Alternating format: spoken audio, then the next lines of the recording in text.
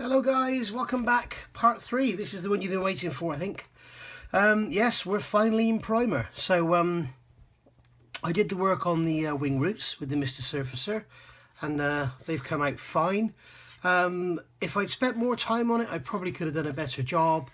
But to be honest, I'm a little disillusioned with this model. The canopy just looks wrong. The front of the canopy looks too steep to me. The top of the fuselage is definitely the wrong shape. These wing gun access panels are a nightmare. The riveting I did on the tailplanes hasn't really come through the primer. We'll see what it looks like with some top coat on it. But yeah, it's sort of, you know, it's like it's flogging a dead horse. It's sort of, I could put all this work into the end of it, still have a model that doesn't really, to my eye, look much like a Spitfire. I really sort of wish I'd done the Revell one instead. But, you know, this is what I had, so there we are, that's what we've got. So what I'm going to sort of do is use this as kind of experiment with paint. This is Alclad primer, thinned with cellulose thinner. I've never, I don't normally do this. I opened all the windows, put the mask on, put the extractor on, and made sure the dog was out of the room and sprayed them, and then left it to dry with the windows open for a couple of hours. The beauty of the grey primer, it really highlights all the imperfections. That's why when you see people like Zucchimore, when they show you their new kits or components of the cockpit, the engine, whatever, they're always sprayed in a matte grey primer because it makes the detail pop. So yeah, it showed a little imperfection there in that joint, so I'm going to sand that one out. So I just put some Mr. Surfacer on it, and I'm going to just sand it out now. I could go over to cotton bud, but to be honest with you, I don't know if the thinners will affect this primer. I don't want to start tearing this primer up. So I'm just going to give that a light rub. In fact, I can do that off camera and just finish that off. And then there was a tiny little bit here. There was a little divot under there. Tiny little divot. And so I can just rub that away now. The other thing is, this is the Alclad primer that comes in, or used to come in a can. I've had this for years. This one, it's also a microfiller, ALC 302. I'm not sure if it still comes in the can or if they do it in bottles now. But it's good stuff, but it, just like Alclad paint, it absolutely stinks. And this primer will literally, I mean, if I take a fine sanding stick like this one here, this primer will literally polish. You know, you can see there, it will come up to quite a shine. There you go, which makes a great surface for a top coat. But what I'm going to do here, so like I said, I'm not going to do it, never done before. I'm going to experiment. I'm going to paint this with, I'm going to use Tamiya paints with water. I've never thinned Tamiya paints with water and sprayed them before. I know a lot of people do it. I know that a lot of people do it and never use anything else. But the thing is, with this great primer underneath, there we go, that's gone now. So you can see there, I've rubbed that away. That's gone. Let's get a newer stick with a sort of sharper corner into it, get into the edge then. Yeah, I know some people use it and nothing else. I was going to use Revell paint on it, but I don't know. I think it's great in the brush. I'm not so sure in the airbrush, so I'm not going to chance it. But obviously the first thing to do now is I'm going to do it old school. I'm going to do some pre-shading on the bottom of the fuselage, and or the bottom of the aircraft, should I say, around all the panels and the rivet lines and all that. And then when I spray this sky colour on, it'll come through. But I don't really know what I'm going to do about these tailplanes. I'm not sure if there's any details going to come through or not, really, from the riveting. I certainly don't want to re-rivet them. I could go over with some riveting decals. I've got the HGW Fine Lines one. I'm going to show you I use them on my Lancaster very shortly. But yeah, I don't know. Maybe this microfiller has filled in the little rivet holes that I had. So, oh well. I'm sure it'll all come out fine in the end. So we now know that when I showed you the riveting, press harder. And that's basically that. So yeah, there we go. I'm happy with the wing roots. You can see that what I've done is I've left one side slightly raised, so it looks like the panel comes down, or there's like a fairing in there. So you can see it there best. So yeah, I'm quite happy with the way that's come out. So yeah, I'll get some paint on here and see how it looks when it's all done. It's not perfect, guys. The kit's not perfect, and what I've done isn't perfect. If this was the Tamiya Spitfire, I would be spending a lot more time on prep than I am here.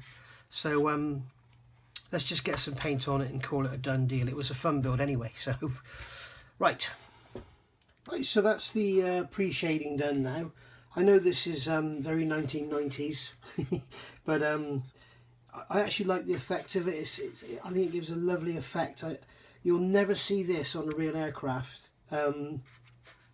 but I just think it gives a really, really nice, warm, non-toy-like effect, especially if you really go thick with the paint and just about cover it up, so you can just see it coming through.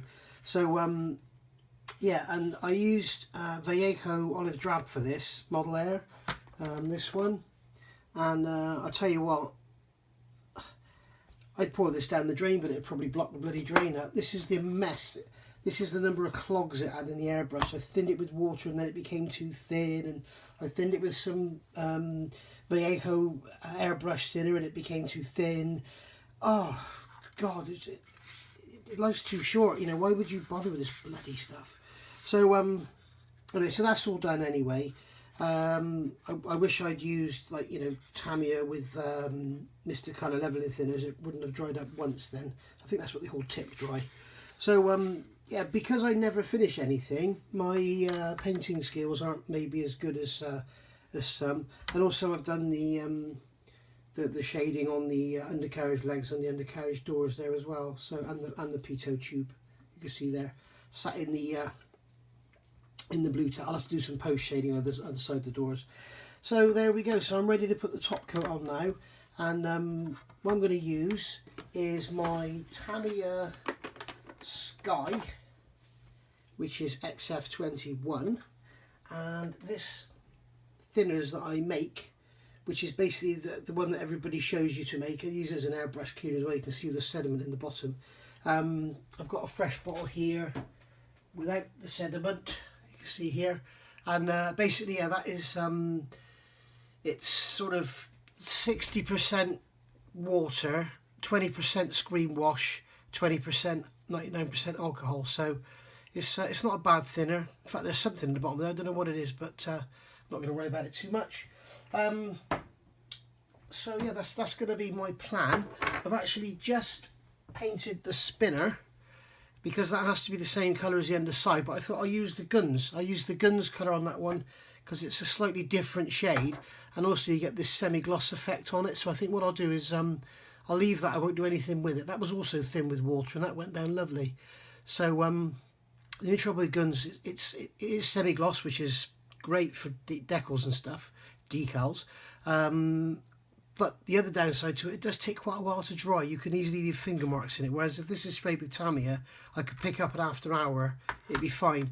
With the guns, even sort of 3 hours holding it like that, you'd probably leave a finger mark in it. So it does take a little bit longer to dry, but it also is a lot more hard wearing. So if you're doing a radio controlled tank or something, guns all the way, much harder wearing. So I'll get this bottom sprayed and then I'll be back. And there we are, painted duckhead green or sky or whatever you want to call it. And this is very strange to see in the light and show you on camera, but I don't know if you can see there, the pre-shading is just coming through. And what I've done there, I didn't much like the way the paint was going down with mixed with water. It was very dusty. So I let it dry, dusted it off, and then I've gone over it with a layer of guns Mr. Hobby leveling thinner, and mixed with the sky, the Tamiya Sky paint. But it's basically, you know, 80% thinners, just like dirty thinners, and that's sort of always, if you ever get a rough finish on your paint, if you spray it with Mr. Colour leveling thinners, it always sort of takes the dryness out of it, just blends it down. I guess it's called self-leveling thinner, so it has that effect. But I'm quite pleased with that. So leave that for now, and I'll let that go hard, and then I'll have to mask the bottom up. And if you are building one of these, you've got to be a little bit careful. There's the flickering light. You need to be a little bit careful because the that's better for showing you that light without the LED on. Yeah, if I start putting it down now, I'll start wearing away the paint on the oil cooler and on the radiator and oil cooler. So you need to make sure you cover that up before you start handling it that way up. And yeah, there's the other parts that are painted, they're all done. And I forgot to spray the pitot tube like a nutter, but I need to do them again because I think I went a bit heavy and I've got rid of the pre-shading. So all in a day's work, eh? So yeah, hopefully I'll let this dry now overnight, and then mask up the bottom, and then tomorrow get some camouflage on, and I'll have to mark this out and then do the pre-shading again on the top, and we'll go from there. So I think I've learnt my lesson with the Tamiya paint. Just using the water is a waste of time, really, I think. Although I could use it for the first coat just to get the base down, but I'm very conscious of the stink of everything, you know. So anyway, I'll see you in a minute. It's going to be 24 hours for me and a couple of seconds for you. And there she is after another 1990s era pre-shading on the upper surfaces. I've never actually done this before with the green and the brown, but these are darker colours than the actual camouflage, but not too much darker, so it won't be very garish. Obviously you can't see the underside now because it's all masked off, but yeah, the one thing I don't want to do is go with, you know, black and then have, you know, this really defined sort of you know, panel lining. So I mean, I'll probably put some chipping around the gun ports and stuff afterwards, we'll see. But there we go. So that's all ready now for a coat of brown and green, so let's get on with that. Just want to show you guys quickly what I'm actually doing here. So we've got the pre-shading here, you can see, and then I'm just going over with the light brown, and I'm not worrying about having any particular you know, uniformity to it, because at the end of the day we don't really want a uniform colour, we want blotchiness. So just making all this quite blotchy, and you'll see that what happens is the pre-shading disappears and then it comes back. I'll just dry that off, you'll see. There you go, see it coming back?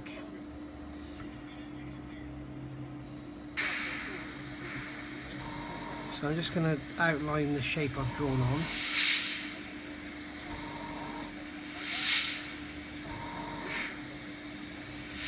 There we go, that's that done. And then this one here is round there.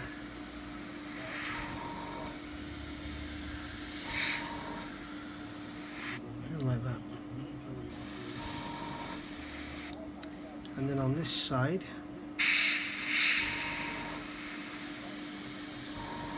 so I've got the paint very thin, get hardly any coverage, gives you plenty of, if you go straight in with a too thick a mix, you'll cover up the pre-shading straight away, which you don't want to do. I made a mistake here, I've got green, so that's going to need a few coats to cover that, but it'll be fine. After all, what we want is, we're after an even effect. We don't want uniformity. It's not a race car.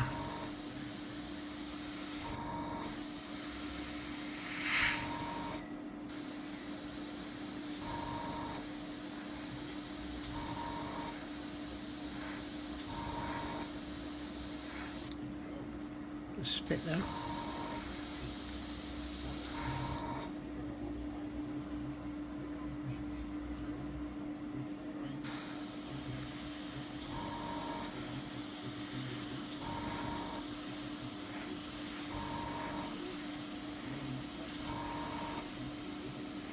And you can see just building it up. If I just concentrate on this front panel here. The last thing you want to do is sit there and watch me doing this for hours. That will drive you to sleep. You can see that I'm painting that on there, and the pre-shading starts to disappear. and then lo and behold, you can watch it come back. There you go. So once you get to that level, then you can decide how much further you want to go. Now if you look at the back end, you can barely see the pre-shading coming through here. And it's difficult to catch on camera, but basically that's the effect I'm after. Just trying to get just that little hint of it coming through.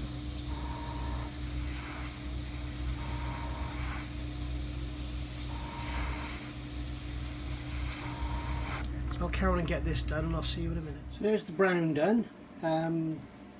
That's a Tamiya mix. I'll go through that in a minute, and you can see the pre-shading is kind of just showing through, nothing too heavy, and then when it's weathered it'll actually knock it back a bit more as well. So let's get on with the green. Okay then guys, there she is, all done, all painted in her RAF colours, and as you can see we've got the pre-shading just showing through, so it's not like you see some models where it's really sort of garish. On this one you can see it's just showing through. So and also this is going to get a filter and washes and oils and all sorts, but I'll give it a gloss coat and put the decals on first. But yeah, over the moon with it. Shame about the shape of the fuselage and the canopy and everything. I would have put more work into it. It's not perfect by any stretch of the imagination, but you know, it's a fun build. It was a bit of a laugh, and in fact I can pull this off now. Let's see what it looks like. And there we go. You can see there with the with that off, you can see the lovely sky colour, and then when we put the prop on, you can see how she's gonna look. There we go. So yeah, proper Spitfire. So I'll get on and get this masking off and get a coat of gloss on it. Obviously I'm not going to take the masking off the canopy yet. Some say you don't need to gloss. I think you do, just as a bit of assurance. You know, there are areas here that are a bit dry. In fact, what I might do is leave it a few hours before I actually gloss it, because I've got a bit of dry in here. You often get that when you're spraying lightly. You'll often get some dry areas which are a bit sort of almost like a very fine emery. And what you can do is I've got some like 12,000 grit. And what I can do is go over that, or even just a piece of paper.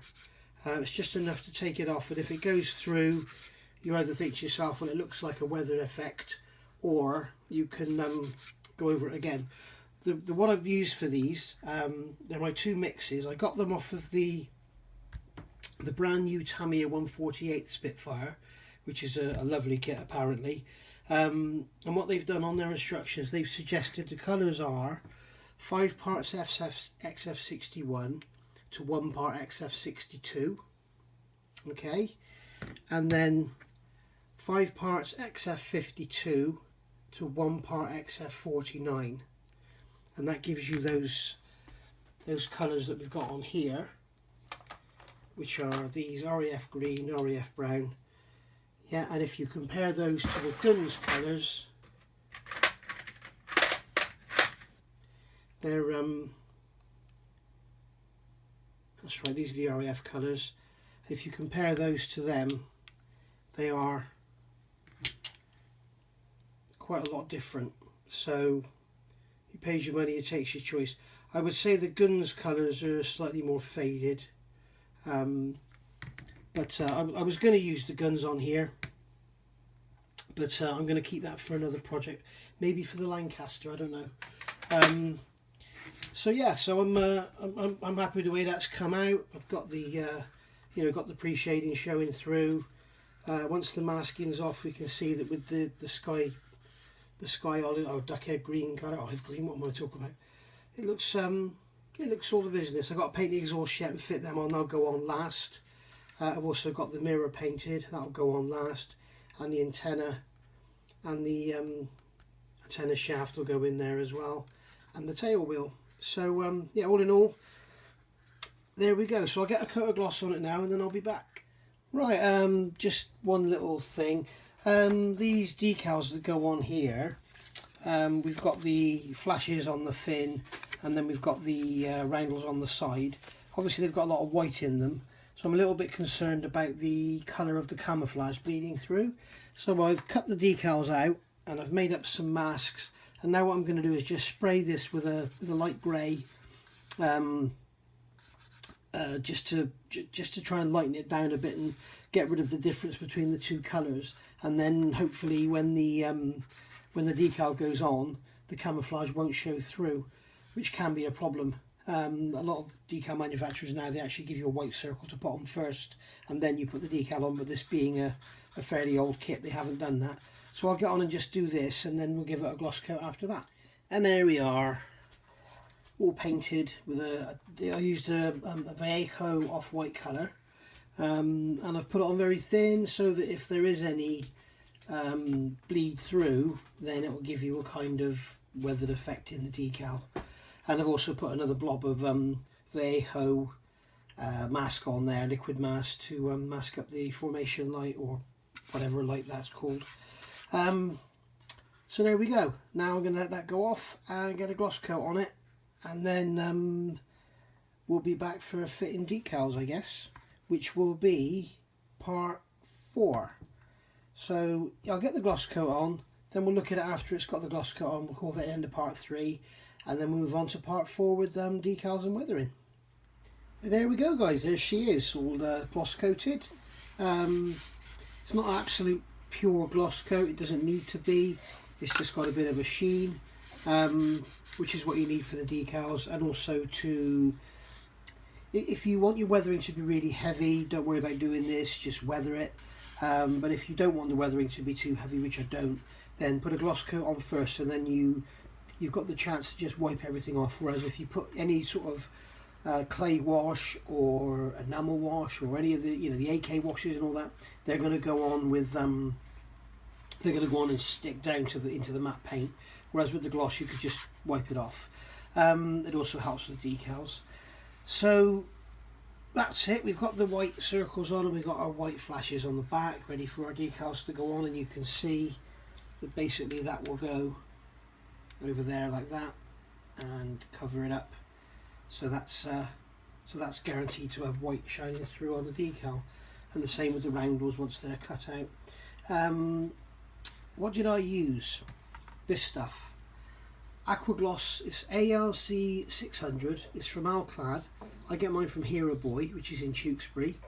www.heroboy.com. And this stuff is amazing. You don't stir it, you don't shake it, you don't do anything. You just literally pour it out of the bottle into the airbrush and then spray. And there's no thinning, nothing. You just spray it, and what you don't use, you shouldn't do what I was just pour back. Yeah, it actually tells you do not shake it. Don't allow it to dry inside the airbrush, obviously. And you can use this, it says do not thin.